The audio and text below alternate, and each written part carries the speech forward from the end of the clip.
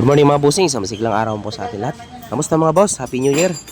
So, unit natin ngayon, isang Suzuki Ertiga. So, issue nito mga boss, matagtag. Ayan, yung shock absorber.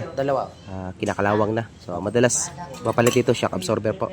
Ayan, pag bumaon siya, mahirapan siyang bumalik po. Kaya papalitan natin ng bago. At itong shock mounting niya sa bearing, yan.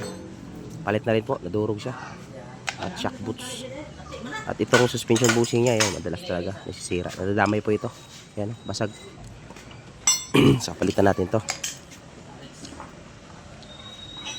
Yan mga boss. Saka itong ano niya, CV joint outer. So, wasak na yung ano niya, yung axle boots. So, palit nito. Lagutok din to mga boss. Yung kabig, kaliwa kanan yan. Kailangan na ng palit ng ito, CV joint outer. Yan. May lagutok siya. Tuwing kabig. Ayan mga boss.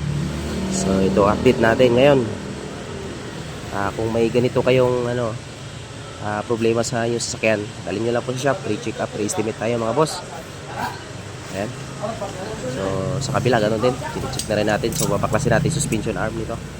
Dito lang to sa mga boss, dito lang to sa 153 sa Bilo Fernando Street, Malanday, Valenzuela City.